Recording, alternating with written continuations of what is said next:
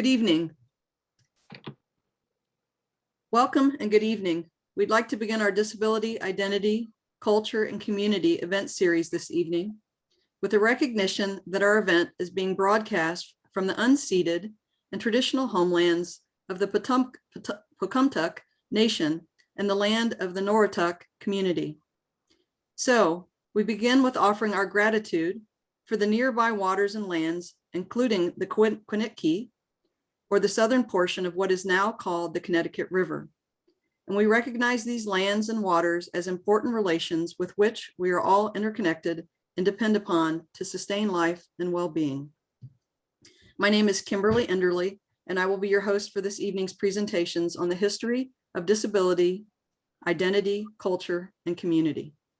I'm a PhD student and residential academic program instructor with the History Department at the University of Massachusetts. I'm also a member of the Alliance Against Ableism. The Alliance Against Ableism is a collective composed of University of Massachusetts Amherst graduate and undergraduate students, faculty and staff, as well as members of the local community. All of the members of the Alliance identify as being a person with disabilities or a disability advocate.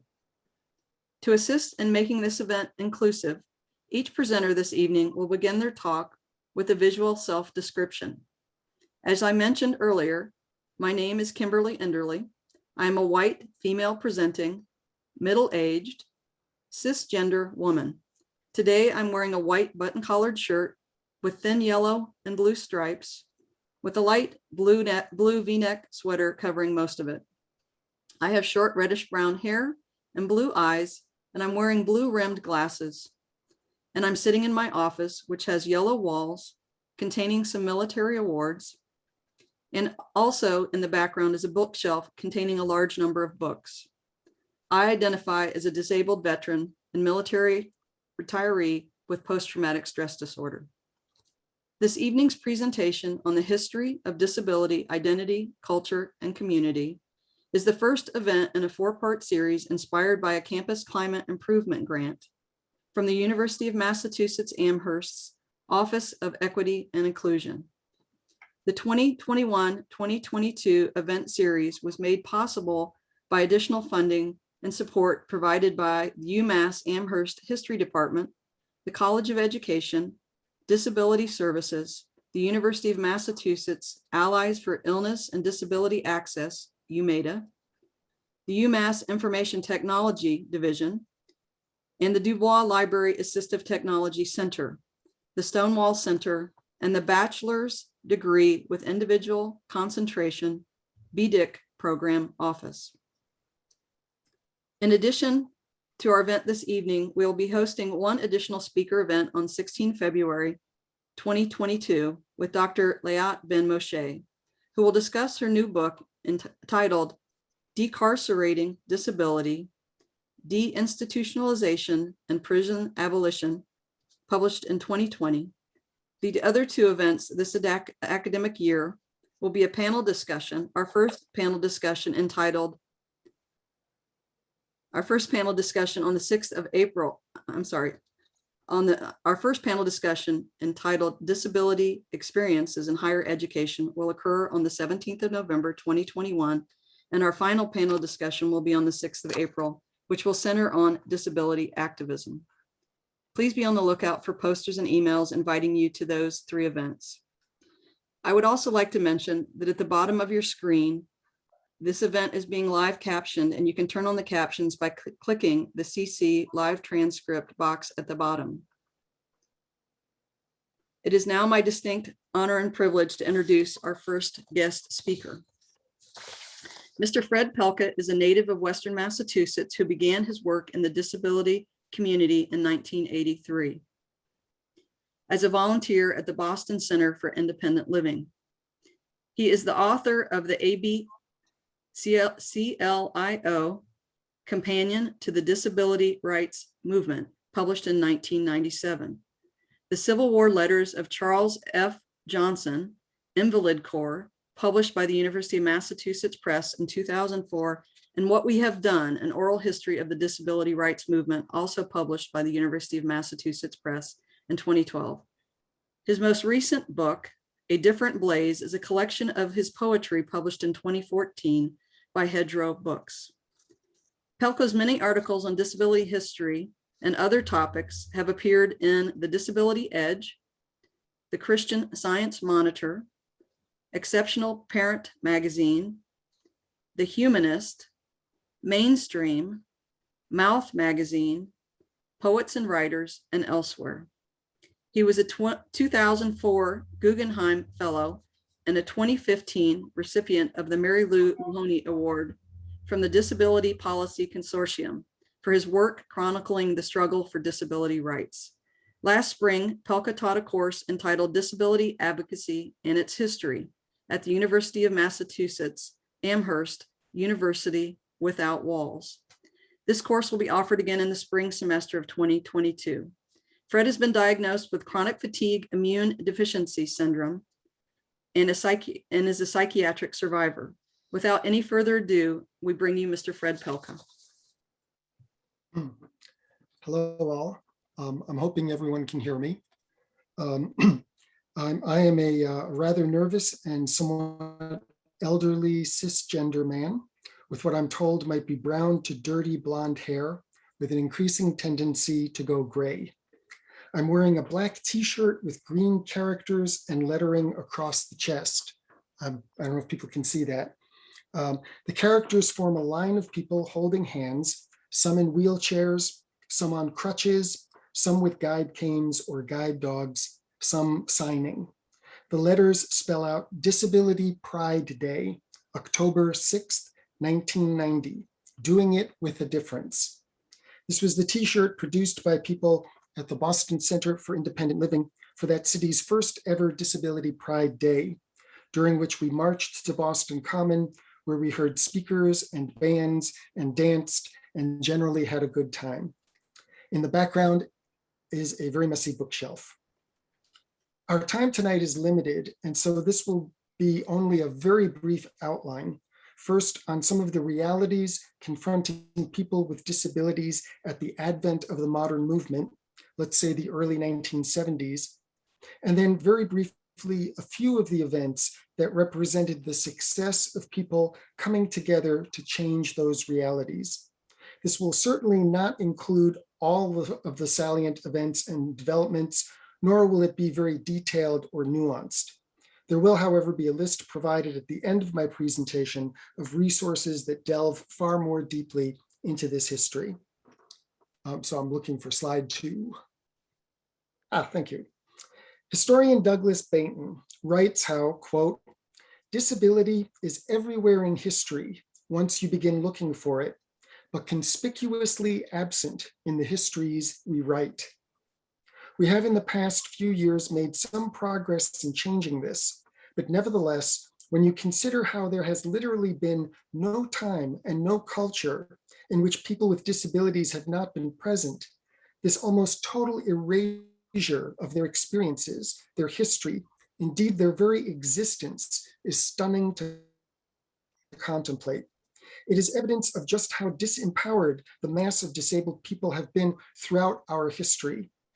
Justin Dart Jr., a leader in the movement, would often describe disabled people as the poorest of the poor, the most disenfranchised among the disenfranchised. And slide 3. There we go. By pretty much every measure of income, access to education, property ownership, employment, political representation, even access to the community, disabled people pretty much always rank at or near the bottom, with very many throughout the ages reduced to begging, homelessness, and premature death. To flesh this out some, in the America of the 1960s and 70s, it was routine practice, entirely accepted and entirely legal, for disabled children to be denied access to a public school education. The decision of whether or how to educate a disabled child could be made by school administrators who offered no recourse for appeal, no due process by which to challenge their ruling. is slide 4. Parents were very often urged to give up their children, and tens and hundreds of thousands of disabled people were instead consigned to state institutions that were often rife with neglect and the worst forms of abuse. Very many people would spend the greater part of their lives in such places. Many would die there. And these are slides from the Willowbrook State School and Hospital, which was one of the more notorious of these institutions.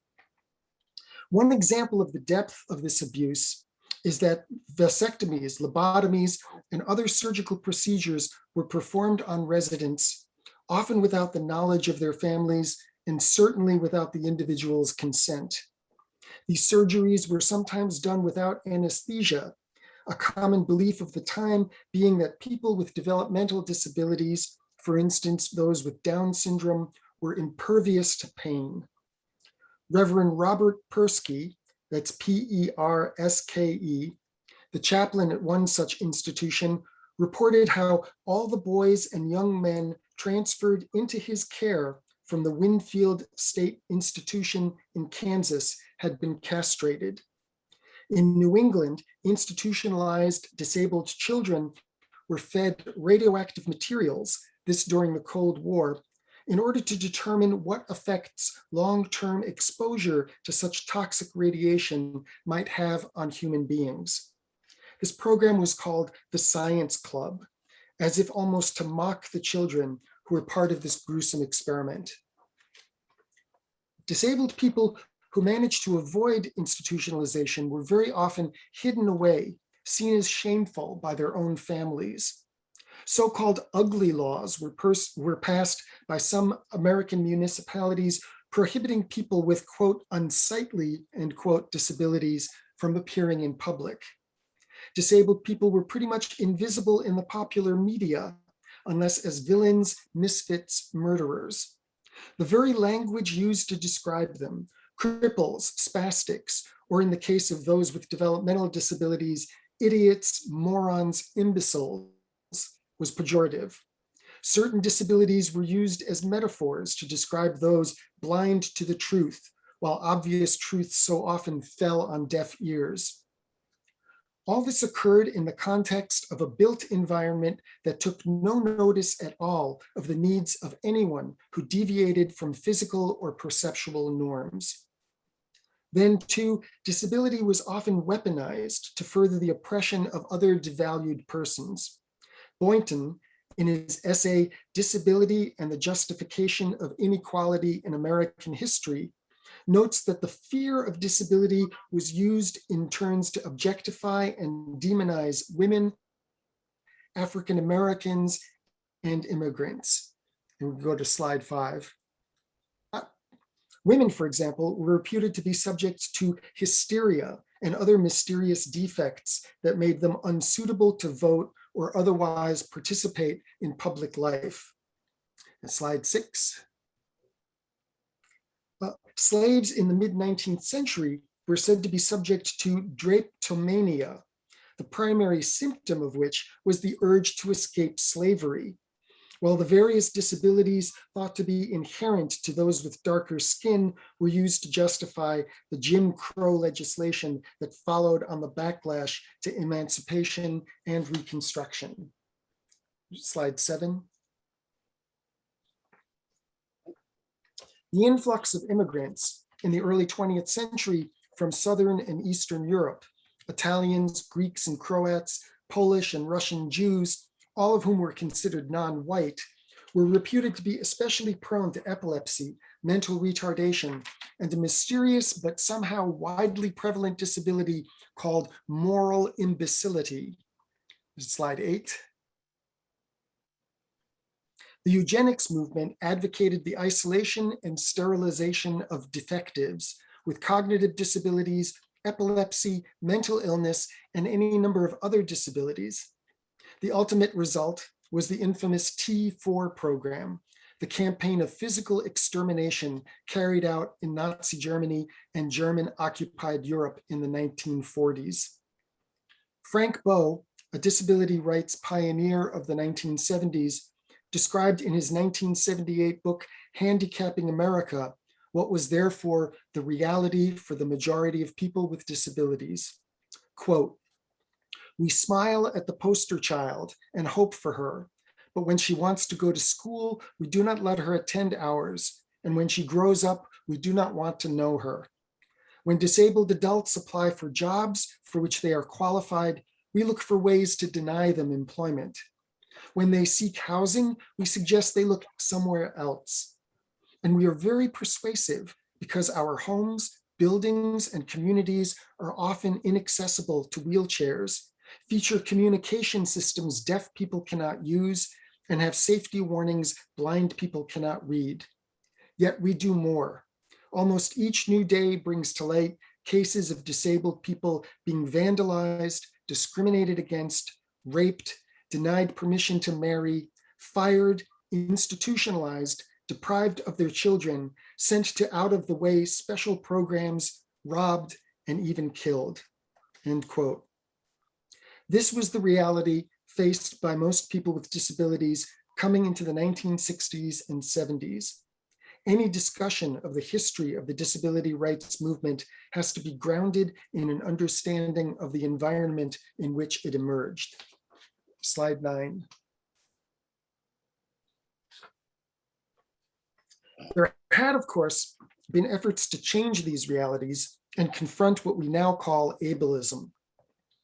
The deaf community, confronted with a campaign by oralists to dismantle deaf culture and drive ASL underground, organized the National Association of the Deaf in 1880.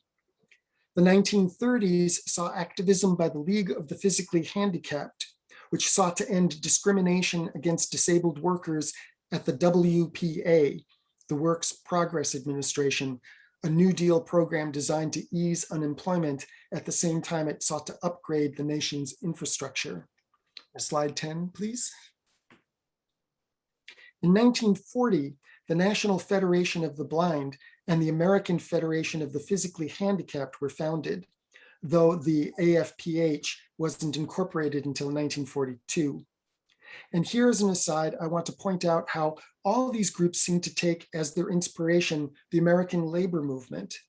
The NFB, for example, targeted as one of its first issues the abysmal conditions at the so-called sheltered workshops, which were for many blind people the only employment available. The NFB went so far as to take popular union songs and change the lyrics to use as their own. The AFPH, active in the late 1940s and into the 1950s, was the force behind the Hire the Handicapped campaigns that led to the establishment of the President's Committee on Employment of the Physically Handicapped, and also advocated for passage of legislation establishing Social Security disability insurance. Slide 11. Okay, none of this is surprising. One of the main founders of the AFPH was Paul Strachan, who had been a labor activist before becoming a disability rights advocate. But this points to a turning point in disability advocacy that began in the late 1950s and made possible the emergence of a larger movement in the 60s and 70s. Taking the labor movement as its apparent model, the working analogy in the 50s seemed to be that disabled people are like exploited workers, and the tools we can use to fight this exploitation, union organizing, picket lines, and so on, are those used by organized labor.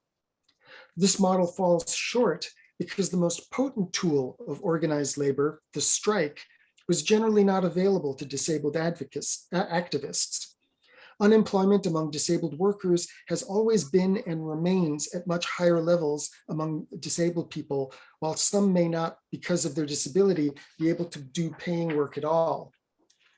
By contrast, many of the leaders of the emerging movement of the 60s and thereafter took as their models first the African American civil rights movement, and then the anti-Vietnam War and feminist movements.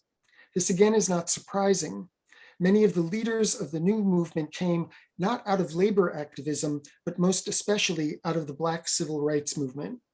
The Reverend Wade Blank, for example, co-founder of the Atlantis community in Denver and ADAPT, ADAPT, had marched in Selma with Dr. King.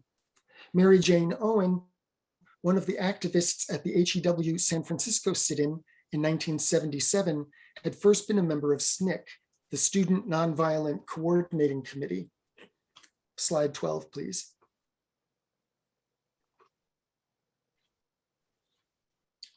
You can actually see one of that's Diane Coleman in front of the Greyhound bus or behind the Greyhound bus holding a sign that says Freedom Rider. So clearly drawing inspiration from the civil rights movement. The model here then, the working analogy, was that people with disabilities were an oppressed minority, and that oppression resembled in many ways the oppression of Blacks and women.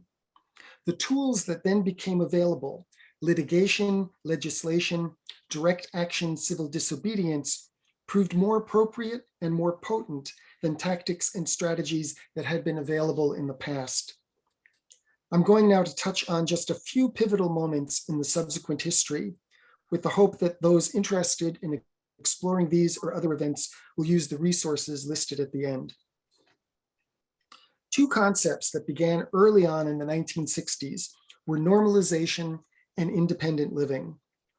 Normalization is a term that today has fallen into some disrepute, which I take as a sign of progress. But in those early days, it was seen as radical, perhaps even absurd.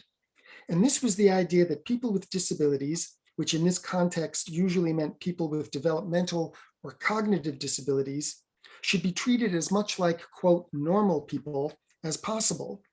Instead of massive institutions, let's try to raise them in homes.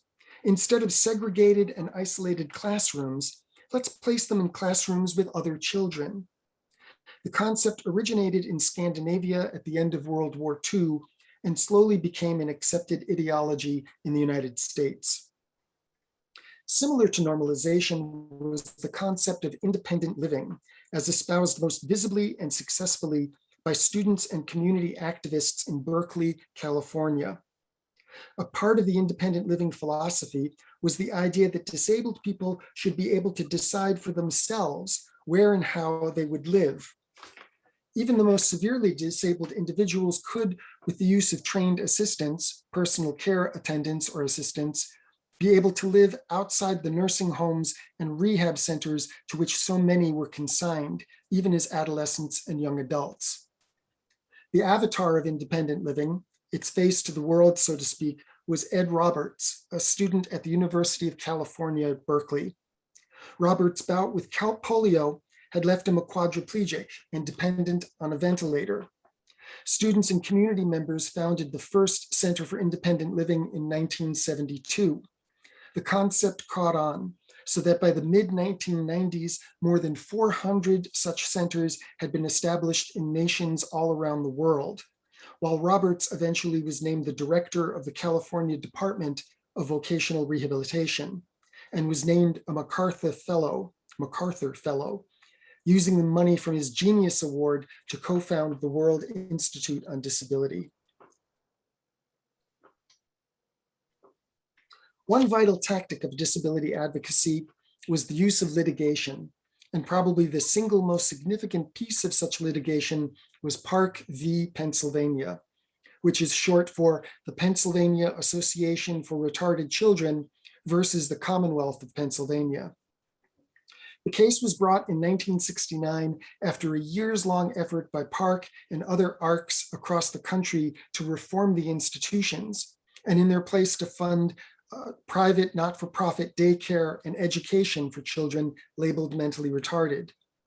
Gunnar Dybwad, D-Y-B-W-A-D, who became executive director of the National ARC in 1957, had for years been urging parent groups, and that's what the ARCs were back then, to bring civil rights litigation modeled after Brown v. Board, the Supreme Court ruling that declared segregation in education on the basis of race to be unconstitutional. Indeed, it was the Brown decision that sparked Dybwad's years-long campaign and his effort to find the best case to bring forward. This litigation was designed not only to open the public schools to children of all abilities, but as a first step in closing down the institutions by offering families an alternative to places like Fernald and Willowbrook. For direct action, I'd offer 3 examples. I think many of you by now are aware of the 504 demonstrations in April of 1977. Without going into the details, advocates across the nation staged sit-ins at federal office buildings in an effort to force the promulgation of regulations enforcing Section 504 of the Rehabilitation Act of 1973. And that's a sentence that would need a lot of unpacking, but I'm just going to go on.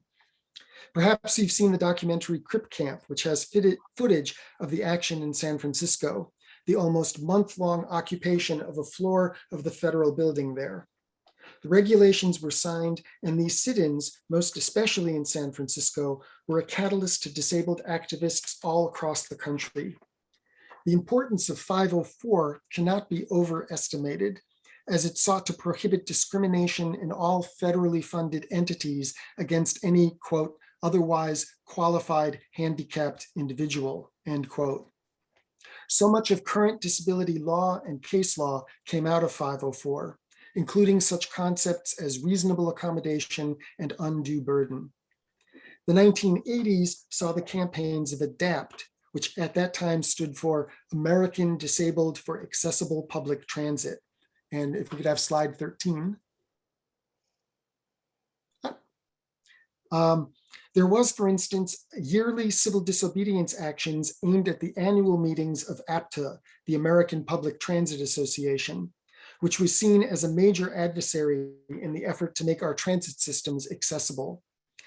We all have already seen the slide with Diane Coleman, which we had Freedom Rider, and which was just another manifestation of how disability activists had as inspiration the African-American civil rights movement.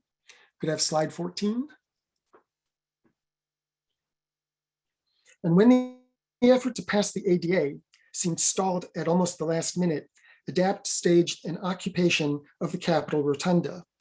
This action was nonviolent, as opposed to more recent actions at the Capitol. In fact, generally the only violence that occurred at any of these events was at the hands of the police, private security, and non-disabled persons infuriated at having their path blocked by all these unsightly people using wheelchairs, canes, prosthetic limbs, and so on.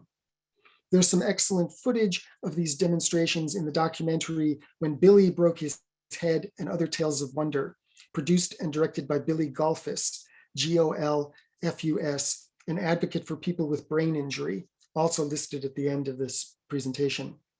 Slide 15, please. One of the things I'd like to point out is that all of these efforts were cross-disability. That is, they welcomed the participation of people from a broad cross-section of the community. Cross-disability activism was in and of itself an important innovation of the modern movement, since up until then, disabled people had been divided into various CRIP ghettos based on their label or diagnosis. By contrast, the seminal action by a single constituency, the Deaf President Now campaign at Gallaudet University, was planned, organized, and carried out pretty much entirely by the deaf community and their allies, for instance, sign language interpreters who volunteered to be part of the action. Gallaudet was founded in 1864 as the world's first and only liberal arts college for deaf people, and over the decades had become a center of deaf life and culture. Can I have slide 16? Okay. Even so, up until 1988, it had only had hearing presidents, while its governing body had always been majority hearing. When the school's board of trustees decided that spring to name not only a hearing person as president, but someone who didn't know ASL and had had no experience with the deaf community, students shut down the campus, barricaded the entrances, and declared a student strike and occupation until their demand for a deaf president was met. The action lasted a week and was a catalyst not only for deaf activism around the world, but for hearing disabled for hearing disabled advocates, just as they were drafting and introducing into Congress the first draft of the ADA. And this is the passage of the ADA. Okay, as I promised earlier, this slide at the end will provide a list of additional readings and selected websites. Maybe we could have the next slide. Yeah, there we go. I think I'll stop here since I think I've already taken up my fair share of the allotted time. Perhaps we can cover more of the history during the Q&A, but let's leave it here for now. And I want to thank you all for your time and attention. And there's one more slide, I believe. Yeah, that's me. Thank you all. Thank you, Fred, for your engaging thoughts and insights on the history of disability, identity, culture, and community. Our second speaker this evening is Dr. Lisette E. Torres Gerald, Torres-Gerald.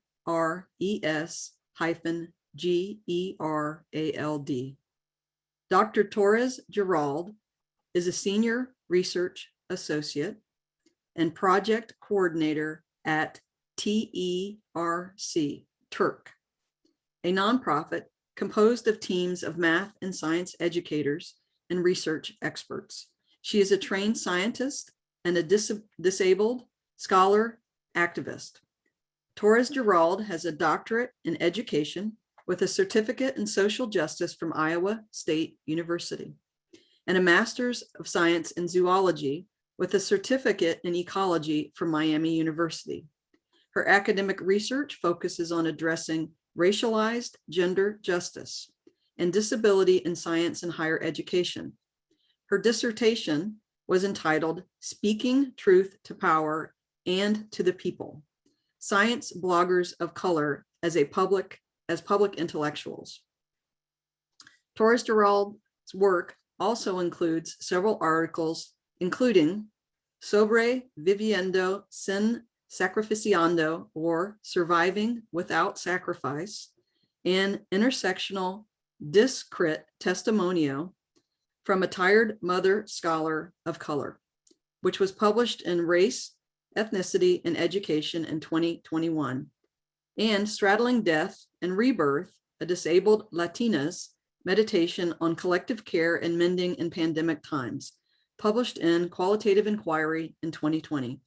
She was also the co-editor of a special issue published in July of 2020 on disability justice in higher education in the journal committed to social change on race and ethnicity, entitled Disability Justice, Race and Education.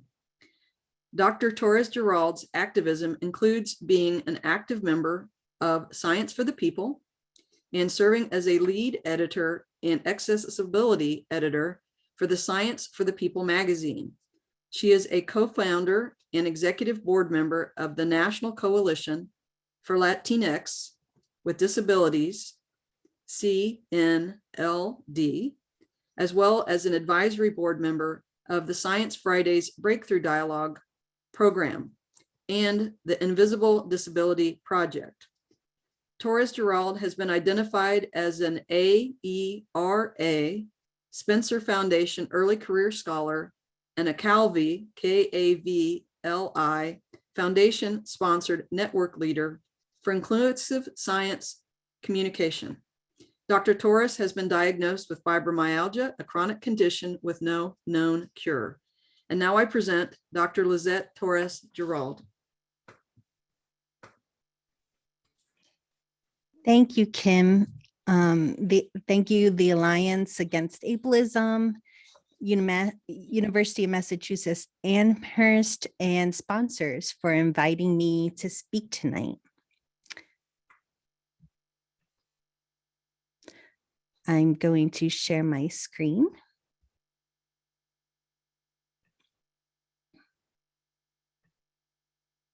Okay.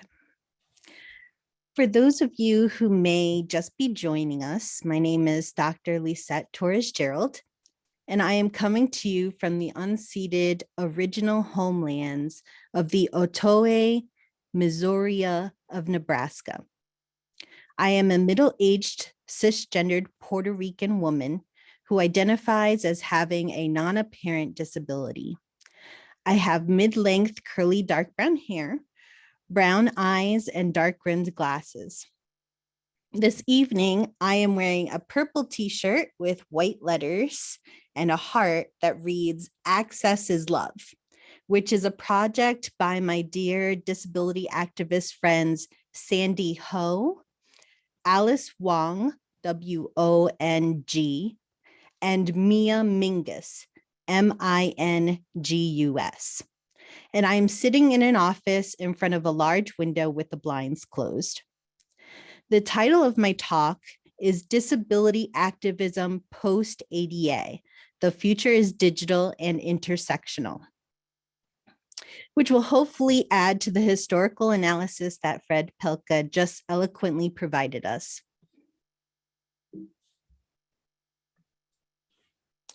I'd like to start by reflecting on the Americans with Disabilities Act of 1990 and revisiting the promises on which the law was built. Many of us have witnessed the positive outcomes of this groundbreaking legislation, but what have we still not achieved?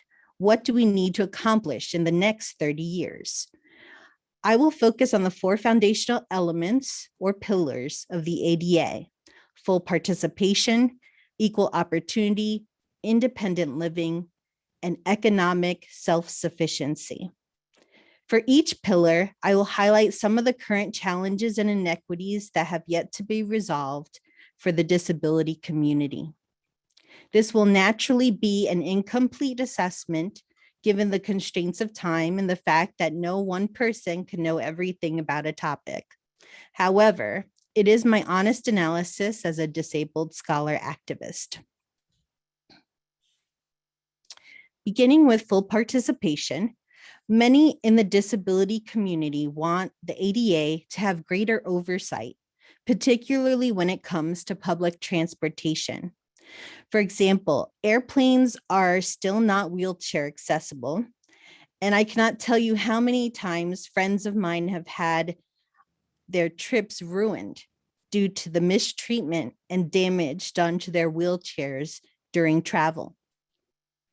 Restaurants are also not required to have menus available in Braille.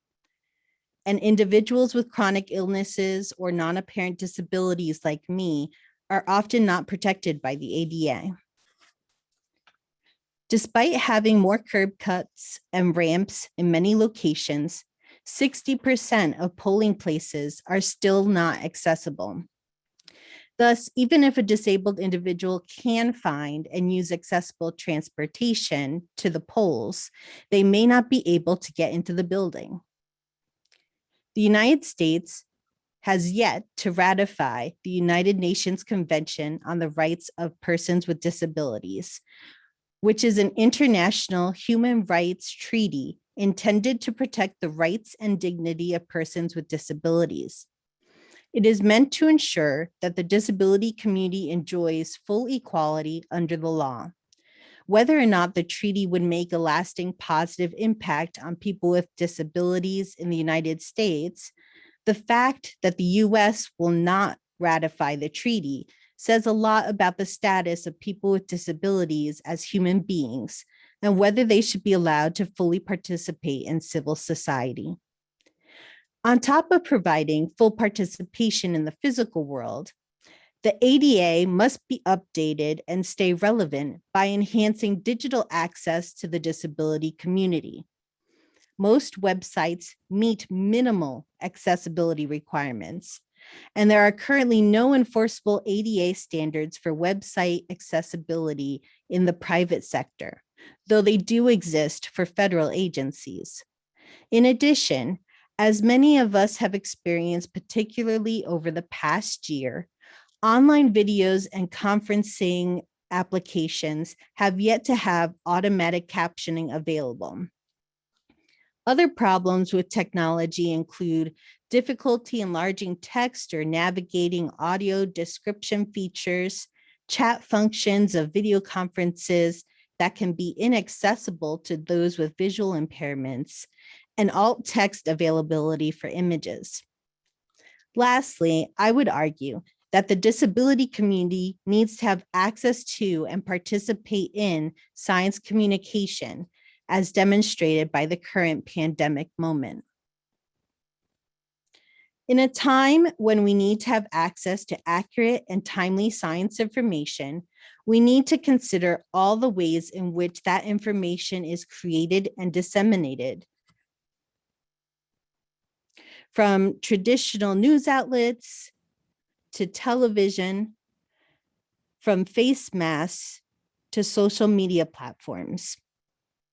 The dissemination of information then allows us to make more educated, evidence-based decisions on healthcare and about the health and well-being of our family members and community.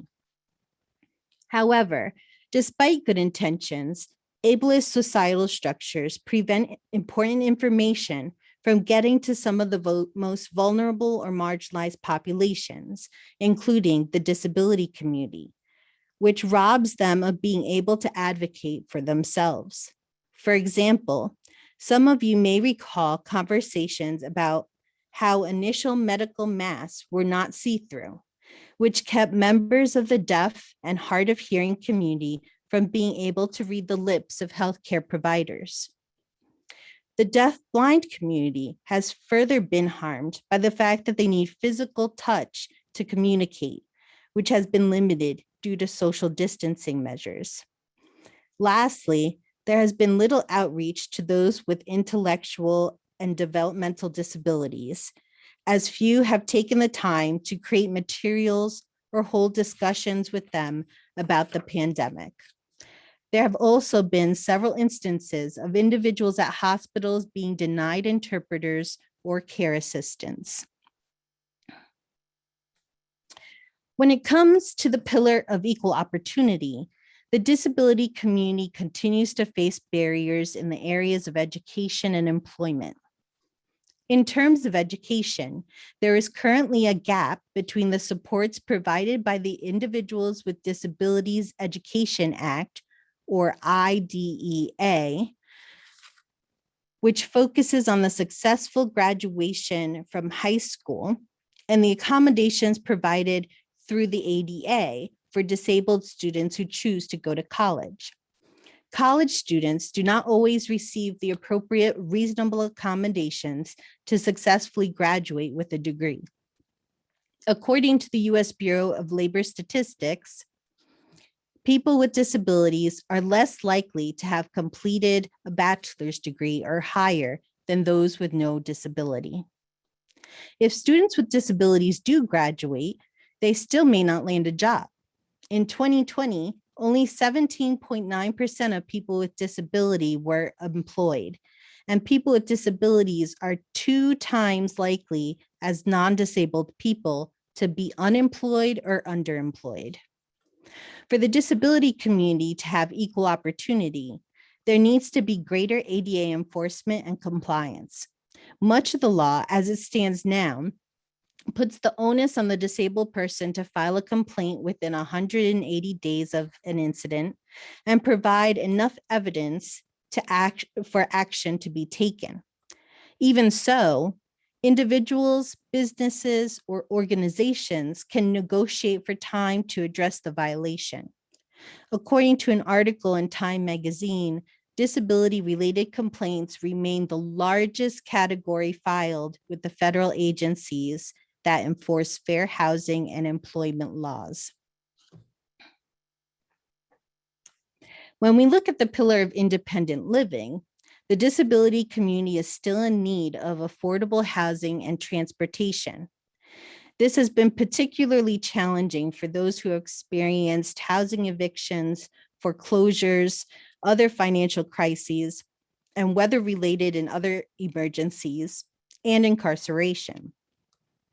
There is a lack of safe, affordable, and accessible housing, especially for those who are on a limited budget due to constraints of their supplemental security income, or SSI benefits. Similarly, there is still a lack of accessible transportation. For example, in my own city of Lincoln, Nebraska, those with mobility impairments are eligible to participate in the Handy Van program that picks up and takes passengers to their destination. However, they must register and have an application completed by their doctor to be eligible for this transportation service. They must present their applications to the League of Human Dignity. The cost of this service is $34, which is higher than the cost of purchasing a monthly bus pass at $17. Those who qualify as low income can get a discount of $16 to use the Handy Van. In addition, the dates and times of operation for the van are limited.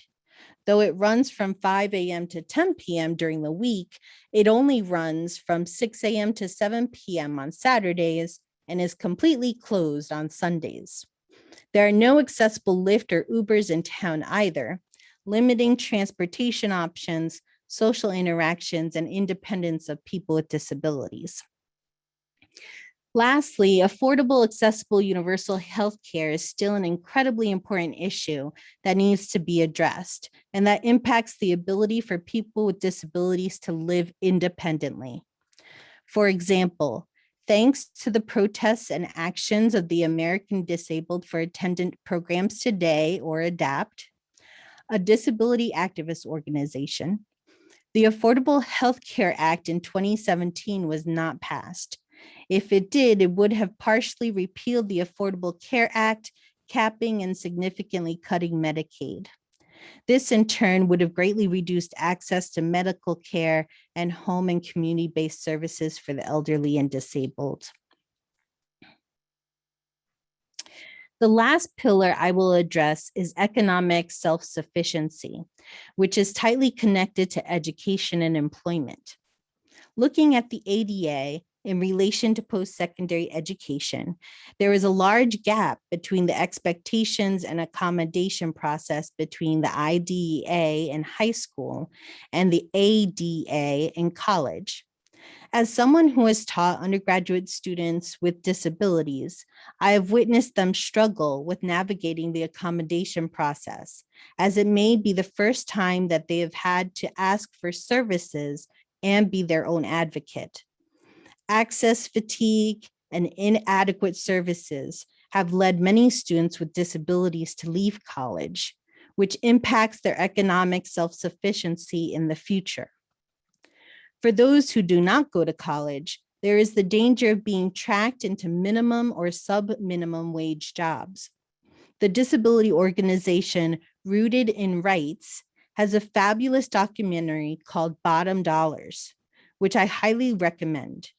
It discusses how there is a loophole in the Fair Labor Standards Act that still allows employers to pay people with disabilities a sub-minimum wage based on their productivity. Lastly, people with disabilities who are SSI recipients are not allowed to have more than $2,000 in cash savings, retirement funds, and other countable assets. This limits their employment options if they can and want to work, while still being able to keep their professional care assistance or other medical and home services. This also keeps people with disabilities from getting married. If they do choose to marry, they can wind up getting reduced benefits or lose their benefits entirely, since their spouse's income will be included within the calculation of countable assets for the SSI recipient. Now that I've discussed some of the gaps that the ADA still needs to address, I wanted to note a couple of new developments in the history of the disability rights movement. The first being intersectionality and a transition from disability rights to disability justice. Since the passage of the ADA, we have seen a gradual shift within activist circles from a focus on disability rights to conversations on disability justice. To clarify the difference between the two concepts, I've created a short list of defining contrasting features. Disability rights, as we know them, set a precedent providing support and protection from harm for people with disabilities. The approach has often been to sway public opinion and behaviors and was often reactionary. Disability rights are often pursued through the law, where the onus is placed on the disabled individual to provide evidence of any ADA violations. Disability rights also tend to not protect non-citizens, undocumented folks, or multiply marginalized individuals. In contrast, disability justice works to address systemic issues of oppression and aims to preemptively address issues of injustice. It centers the most impacted groups and often works from an intersectional perspective. Originating from the West Coast, the disability justice movement, led by disabled people of color and queer and gender nonconforming disabled people, formed via online liberated zones. Disability justice promotes that, quote, all bodies are unique and essential, that all bodies have strengths and needs that must be met. And it recognizes interlocking oppressions. Patty Byrne from the disability justice performance group Sins Invalid, along with Mia Mingus, Leroy Moore, Stacy Milburn, Eli Clare, and Sebastian Margaret contest that there should be a second wave of the disability rights movement, as the current one simultaneously invisibilize the lives of peoples who live at intersecting junctures of oppression. Subsequently, Byrne developed the 10 principles of disability justice to highlight the need to recognize the uniqueness and power of all body minds, as well as understand that the histories of white supremacy and ableism are inextricably entwined. Here is a graphic by Sins Invalid that lists the 10 principles of disability justice. The first principle, intersectionality, or how identities intersect and impact one's lived experiences of discrimination. Sins Invalid note, quote, ableism coupled with white supremacy, supported by capitalism, underscored by heteropatriarchy, has rendered the vast majority of the world invalid. Principle 2, leadership of the most impacted. That stands for itself. Principle 3, anti-capitalism. A disability justice lens is against viewing people as commodities. Principle 4, cross-movement organizing. Disability is involved in all social justice issues. A disability justice lens calls for developing alliances. 5, recognizing wholeness.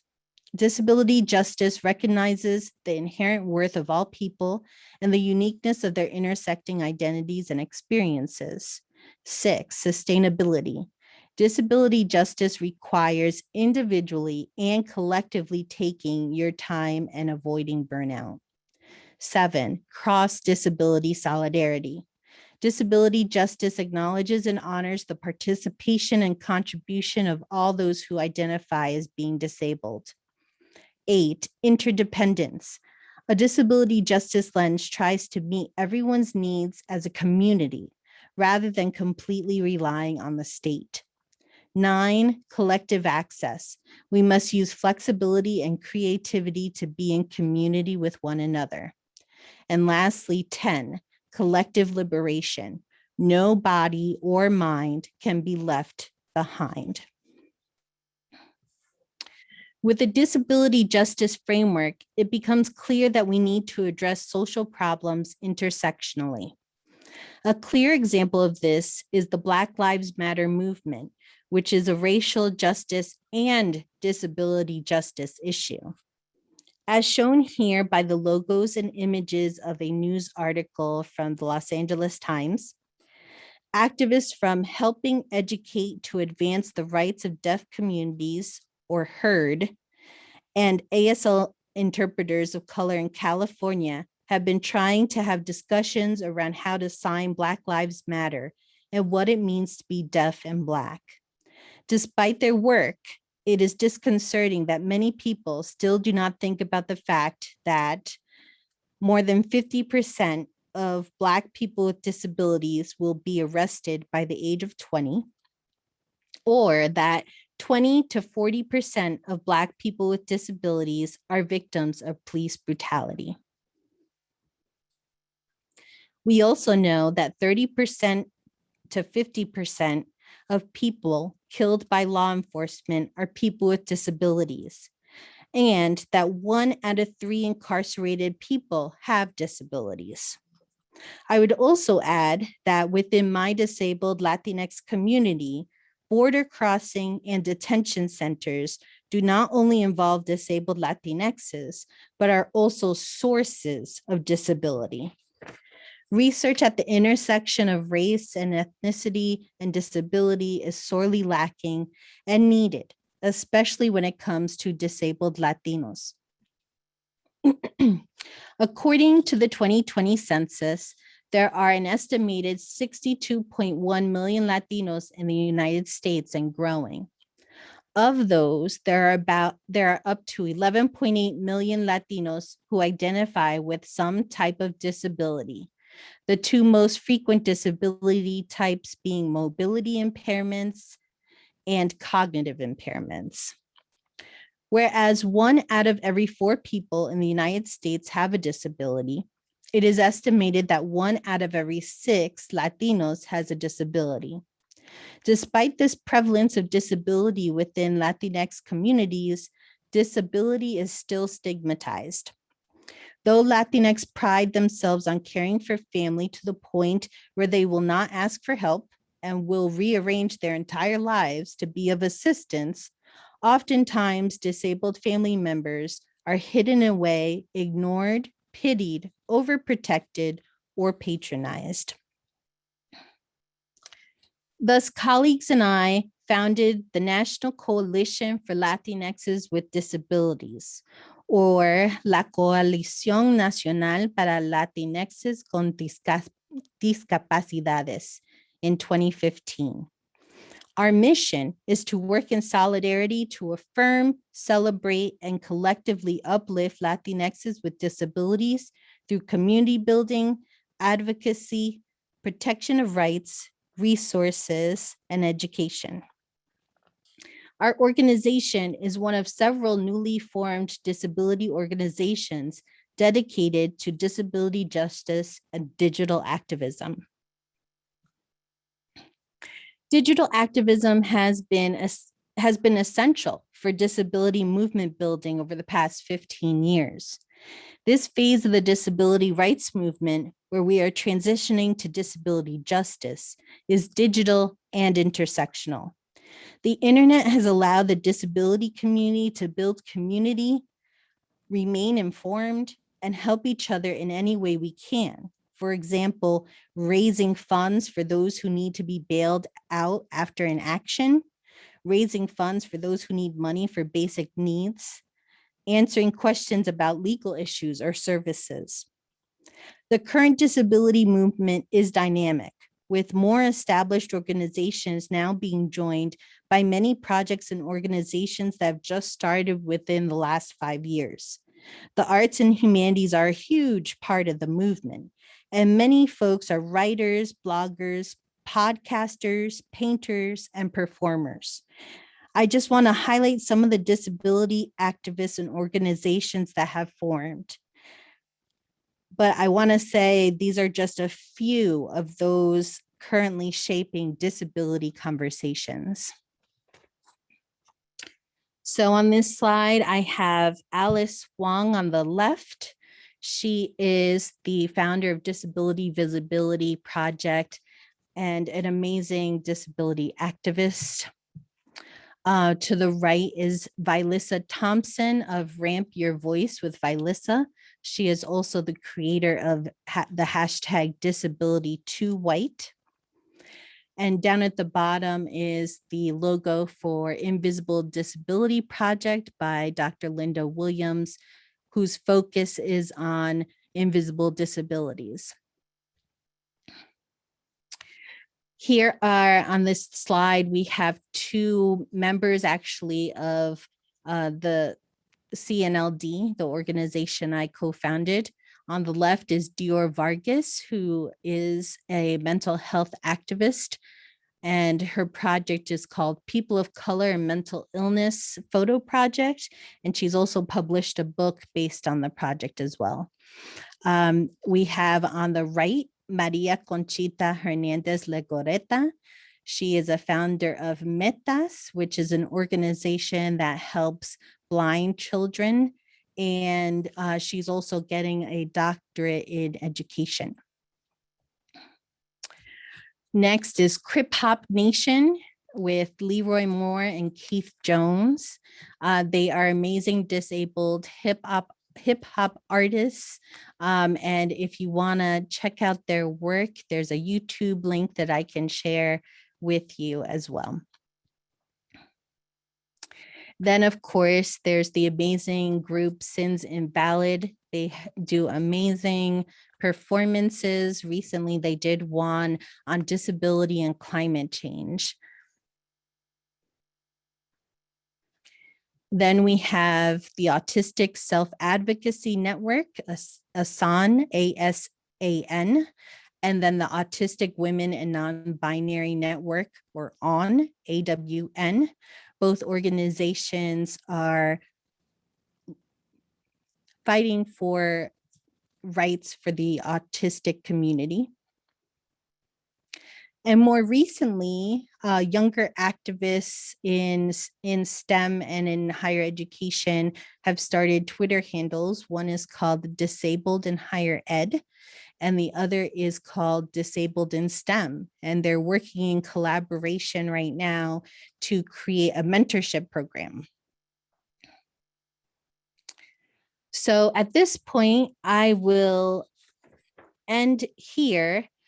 Thank you everyone for listening. My contact information and CNLD's website and Twitter handle are on the slide. We're at Disabled Latinx on Twitter. And I will now let Kim introduce tonight's commentator and question and answer moderator. Thank you. Thank you, Lisette. And we really appreciate your presentation on the insights of digital activism and the history of the disability movement post 1990 and the enactment of the ADA. I'd like to remind attendees to please use the Q&A feature to add your questions that you have for Fred Pelka or Dr. Lisette Torres Gerald. We'll be answering those at the end of this next section. It's now my distinct pleasure to introduce our commenter and final speaker for this evening, Dr. Ezekiel Kimball.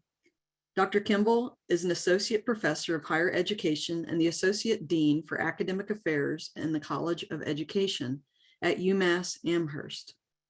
Dr. Kimball is an expert on the post-secondary experiences of disabled students, and his publications have appeared in the Review of Higher Education, the Journal of College Student Development, the Journal of Diversity in Higher Education, and Higher Education, a Handbook of Theory and Research, published in 2013. In recognition of his scholarly achievements, Dr. Kimball was named an American College Personnel Association, ACPA, Emerging Scholar by ACPA's College Educators International, a Family Research Scholar by the Center for Research on Families, and a Public Engagement Fellow by the University of Massachusetts Amherst.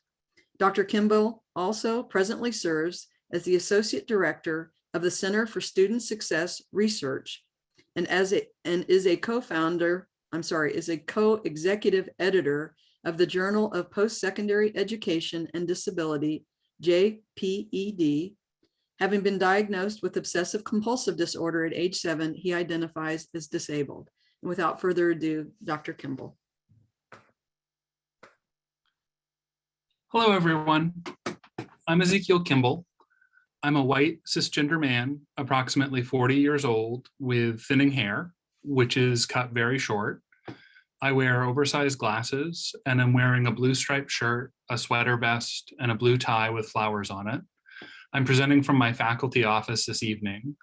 I have very full bookshelves and a corkboard with flyers on it behind me. As a person with OCD and chronic health issues, I'm disabled and identify as such.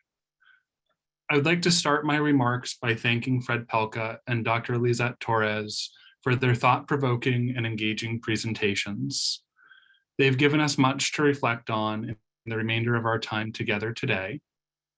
I would like to highlight 3 points that seem salient across both of their presentations as potential topics for additional discussion.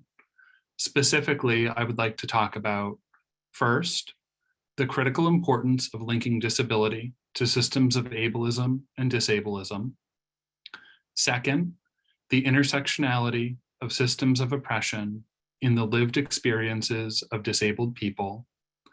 Third, the regulation of disabled bodies and minds as a tool for the restriction of full participation in society. After talking about these 3 things, I will then offer my own very brief thoughts about the implications of these ideas for contemporary discussions of disability, disability rights, and disability justice, particularly as they relate to academic spaces, such as the virtual one we presently share. Dr. Torres and Fred Pelka each spoke to the critical importance of linking disability to systems of ableism and disableism.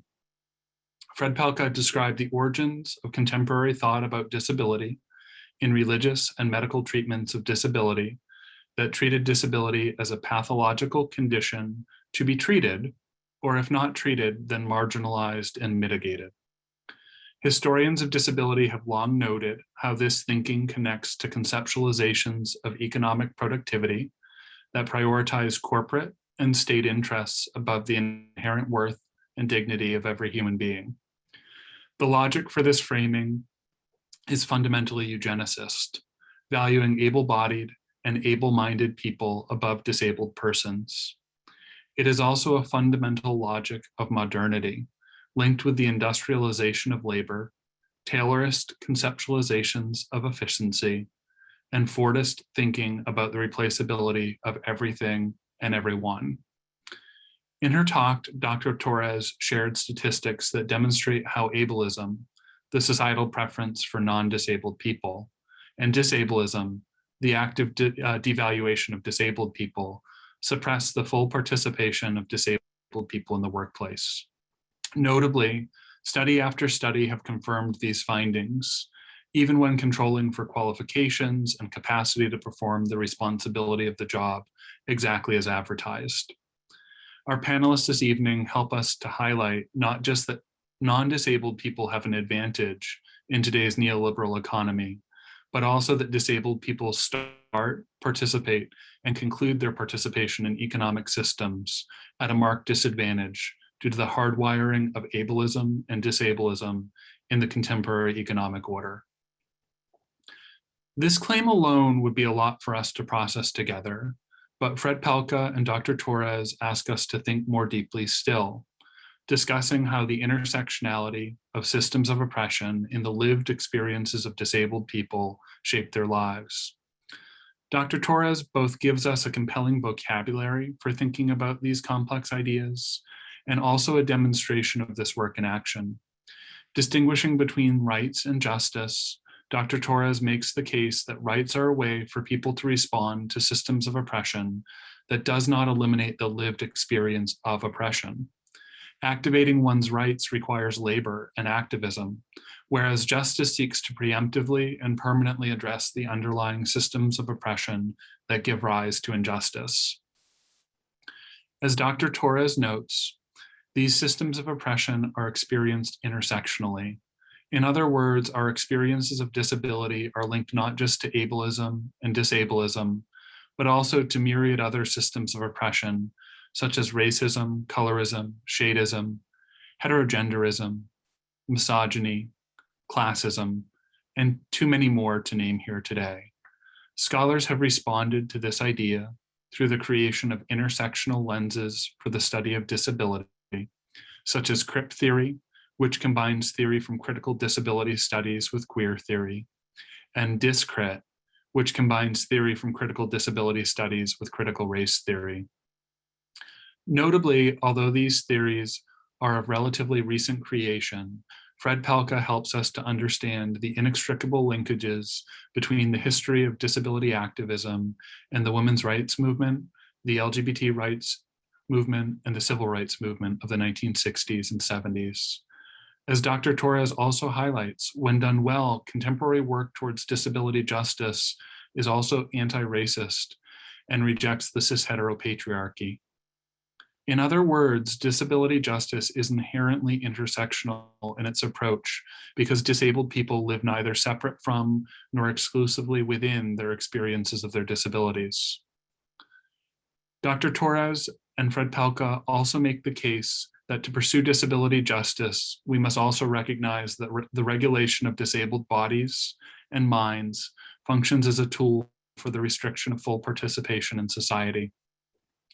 Fred Pelka's presentation has a recurrent theme both regarding the creation of new law related to disability and also the way in which the advocacy of disabled people was required to overcome state resistance to change.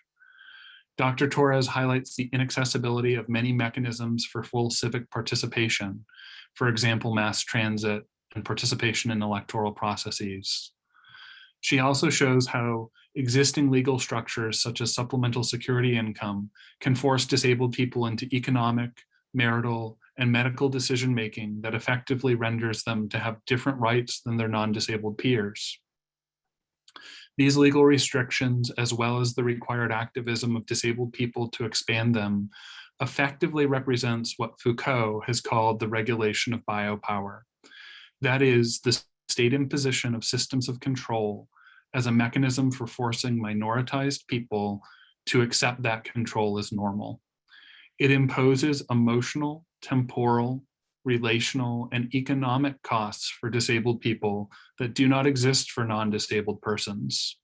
And it forces disabled people to treat the inaccessibility of spaces as ideologically neutral decisions rather than the intentional perpetuation of difference.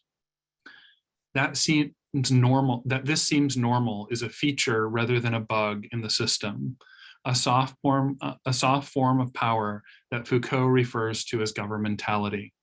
It also interrupts the recognition of the very real work that disabled activists have done in creating disability culture online and in person, and in opposition to the profoundly ableist culture that surrounds them by default.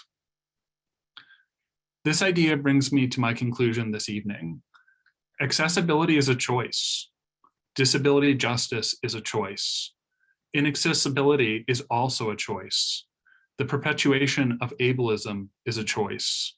These choices are not ideologically neutral acts. And in spaces such as the academic one we presently occupy, it is befitting to ask, which side are you on? To be on the side of true and genuine accessibility is to choose disability justice and to honor the cultural production and labor of disabled activists. To choose inaccessibility is to select the easier, more routine, more habitual option. It follows the logic of today's world, but not the logic of tomorrow's. And in spaces like this one, we have considerably more freedom to contemplate these choices and to make our choices while acknowledging that in academia, there are no neutrals there. I commend Dr. Torres, Fred Pelka, and the organizers of this event for prioritizing accessibility and justice, and for helping to give us the tools to do the same. Thank you. So I believe we have about 15 minutes, maybe a half hour for questions. And I'm going to stop now to check whether we have some questions that have come in. And I would invite Fred Pelka and Dr. Torres to join me again on screen so that you can address these questions as they've come in. So the first question that we have this evening is, how important do you think it was to have several of the human rights protests working in conjunction? For example, like how civil rights and women's rights protests and activists tied into the disability rights protests.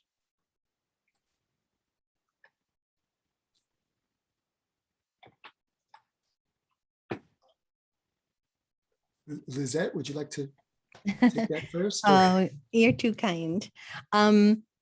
Sure. I think incredibly important.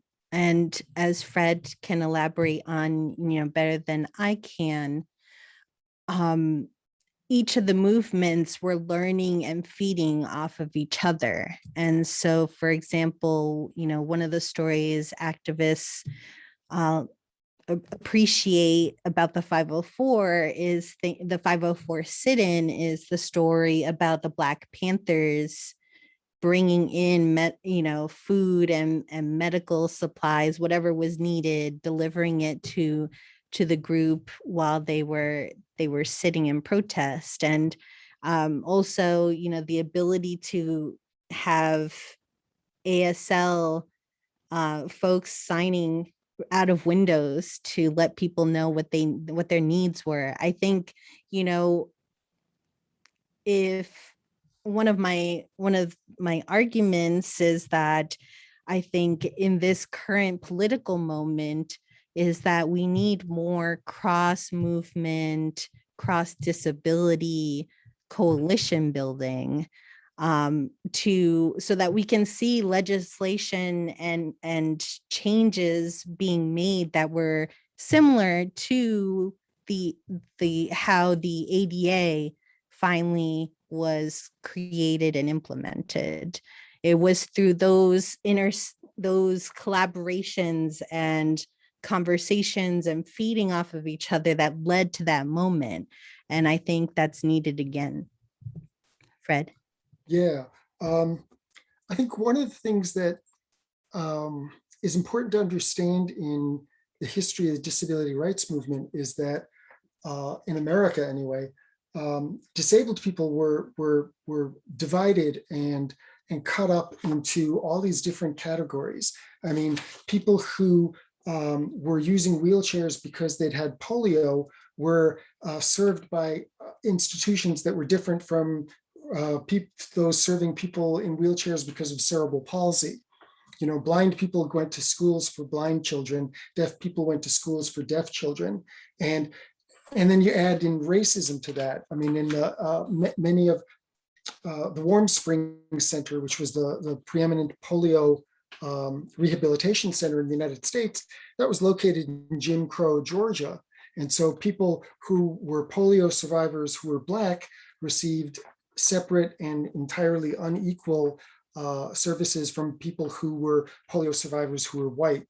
And so one of the struggles of the disability rights movement in the 50s and 60s and 70s was to break down those barriers and to kind of confront the internal oppression that they all felt. I mean, blind people might feel uncomfortable around people in wheelchairs. People in wheelchairs might feel uncomfortable around deaf people. One of the things that happened in the early 504 workshops was that the organizers deliberately paired people with different disabilities together to go through this experience because they wanted to break down those barriers. And that's why cross disability organizing was such an important tool. The one example I'd like to raise about sort of intersectionality is the Sharon Kowalski case. Sharon Kowalski was a woman who was brain injured in an automobile accident and emerged with some severe disabilities, including an inability to speak. She was also a lesbian and had been living with her partner, Karen Thompson. Both of them had been, this is in the early 1990s, both of them were in the closet. Both of them were afraid that being out would jeopardize their jobs, among other things. When Sharon was in the hospital, Karen was denied pretty much all access to her. And Karen then came out of the closet and said, we're lesbians, we're in love, we're living together. And the response from Sharon's family, allegedly, was homophobia. And they denied Karen the ability to see Sharon. They denied any access to Sharon by independent living activists or people in the lesbian community. So what happened was there was a Free Sharon Kowalski campaign that brought together on a national level disability advocates, women's advocates, gay community activists. And that was a process. One of the, in Massachusetts, one of the leaders of this was Connie Panzarino, who was a disabled lesbian who did a lot of work bringing all of these communities together. But, you know, the disability community has all of the issues and pathologies, perhaps, of American society. You know, there's racism and homophobia and ageism. For a long time, activists who had physical disabilities were reluctant to be seen with activists who had cognitive or mental health labels. So all of these barriers have to be broken down. The HIV/AIDS Disability Coalition, which was organized in the middle 1990s, I guess, is another example of that. And then I'd throw out peer counseling, which was an important part of the early disability rights movement. And that came directly, I think, out of consciousness raising groups that were being fostered by the women's movement. One more thing I'd throw out, and that is domestic violence and sexual violence in the or inflicted upon people with disabilities, particularly women, particularly women of color, has been an ongoing issue. And that's another place where these sort of oppressions intersect. How many women's shelters are accessible? How many are have sign language interpreters in order to help women who are deaf? How many emergency rooms have sign language interpreters to deal with women who are deaf, who are rape survivors? These are all issues where the different oppressions kind of, they interact, they build on each other. So I think intersectionality is very much an important part of all this discussion. Thank you so much for both your responses. So at this point, I just want to let folks know that we probably won't get to all the questions that have been asked. We will go ahead and share those questions with the presenters as well as some of the organizers for tonight's event. And if they have any thoughts about useful resources or other things that you might read up on in order to learn more about some of the potential answers to those questions, we'll be sure to pass those along with a follow-up email that we'll be sending out.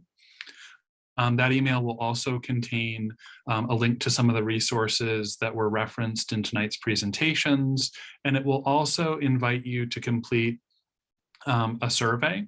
That survey is very brief and it asks you to provide feedback on tonight's event. If you do complete that survey, you'll be entered in a drawing to win a $25 gift card. And it will help us to be able to do more of these events in the future. So I would encourage you to complete it if you can. So now that I've gotten that one last piece of business out of the way, we'll answer questions right up until right around 8:15 or so, recognizing that some folks may have to leave a bit early because we had promised that the event would run for roughly 90 minutes, but we'll get through as many questions as we can. So the next question up, is there a global or globalization component to the disability rights history and current disability justice? Is disability conceptualized in different ways outside of the United States?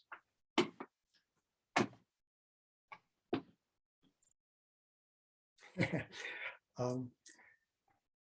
don't know if I can answer that question. I mean, I know that that disability and disability activism certainly varies. Many years ago, I had varies across countries and across cultures. Many years ago, I had the opportunity to interview people who were then living in what was then the Soviet Union, who were people with disabilities, and the obstacles faced by their movement were quite stunning, and just speaking to me was a danger was something that they had to be cognizant of, and I had to be aware of what I did with this information. I know that I've had contact with, on a personal level, with people in the Democratic Republic of the Congo, where there had been an active disability rights movement. But again, you had on top of that the strife, the post-colonial exploitation of the country. When Mobutu was in power, you had even getting messages and funds to the group there was a project in itself, and I can go into some detail about that. But other than that, I can't speak to that question. I just don't have that expertise. I agree with Fred.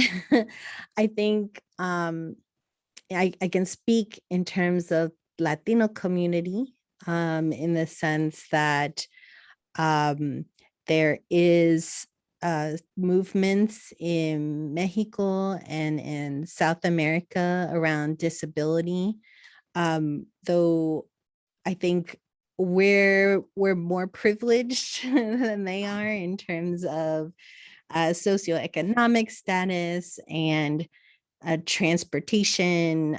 Some of the movements, they literally have to walk miles or wheel their wheelchairs miles to get to the state capital where they are, to fight for disability rights. So it's different. I would say still in the Latino community, there is still a stigma that I think is an intersection of the medical model with religion. And I think it's complicated in depending on what country you're from, and if you come to the United States versus staying in your home country, it's a different experience. So I think it would be great for someone to do that work. I haven't seen it done. I mean, maybe Fred knows of someone who has, but Fred, go ahead. Yeah, well, there's an organization called the World Institute on Disability in California that does this kind of international work. There's also, I'm blanking on the name of the organization, but it's a group that goes into different countries and works with local disability communities to foster economic self-sufficiency. And the way they do this is they found wheelchair shops, shops to build wheelchairs out of local materials. And they also train people to repair bicycles, because bicycles are a big deal in places outside of the United States. And so this provides an income and a skill, and also a place for a disability culture to take root. One of the issues, and this again is sort of past history, and I'm not conversant with a lot of what's going on today, but one of the issues was that American or first world European charities would come into a community like that and unload a ton of used wheelchairs from Europe or North America, which would put these workshops out of business. And the wheelchairs that were donated were not chairs that could be used in the context of those cultures, those countries. I mean, they were wheelchairs that were fine in, on pavement, but not so great off of pavement. And so here's an instance where a charitable impulse related to disability is actually kind of counterproductive, less than helpful.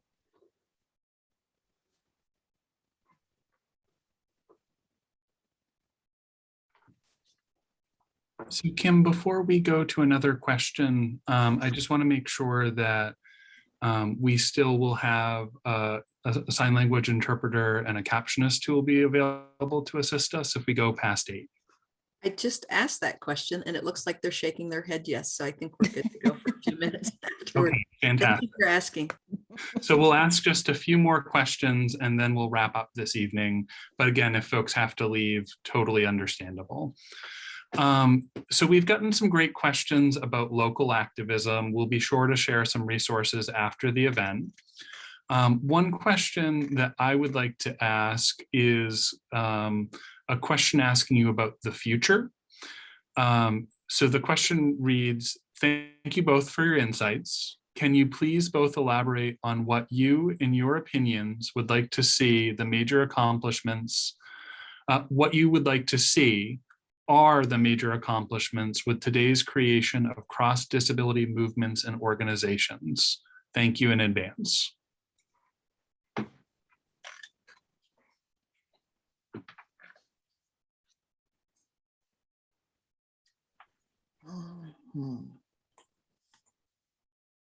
I'm having a little trouble getting my head around the question. So if I may, I believe the question is asking two things. One is, what are some of the major accomplishments of cross-disability movements? And then the other would be projecting forward, where do you hope to see those movements go in the future?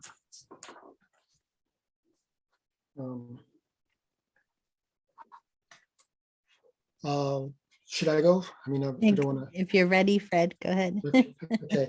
By the way, Ron Mace is the person whose name I was trying to think of, who was doing work in developing nations on access, wheelchair and architectural access. But anyway,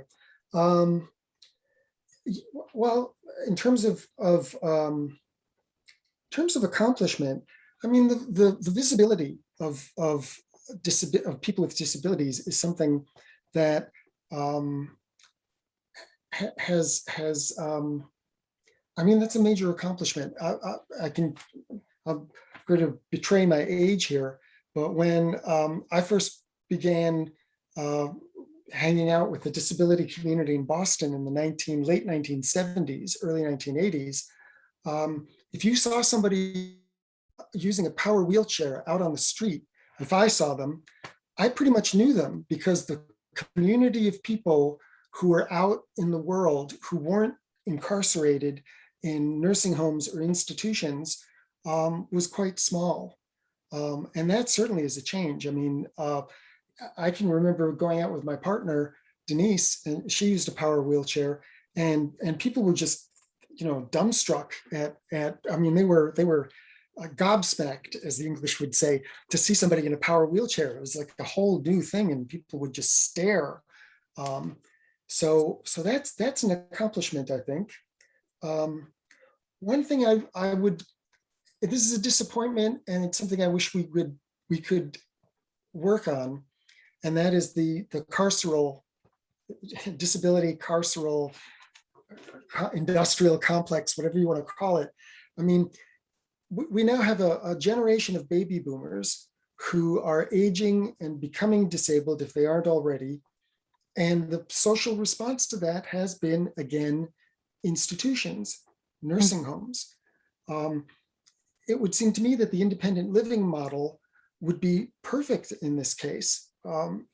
If you very few people want to end up in a nursing home. And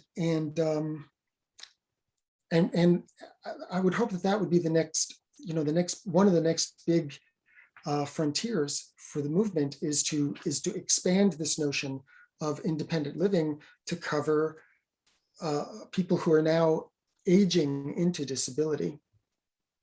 I don't know if that answers the question, but. I think so. I agree with Fred there. And related to that, just the issue of guardianship, I think, is something that needs to be revisited and addressed. But I also think I also think that there is a burgeoning group of younger activists who are activists of color who are disabled. And I think for the disability community, it's going to be coming to terms with racism and sexism and all the isms within our community, but also going back to that cross movement solidarity and collaboration. I think we're going to have to figure out ways to collaborate and work together rather than fall into the divide and conquer, which is what I often see, especially when it comes to funding activists and disability organizations, just being offered money to do their work, but then having it be a competition, and that's led to a lot of issues in the movement. So I think yeah, I think there's going to be a lot of growth, but a lot of challenges in the future as well.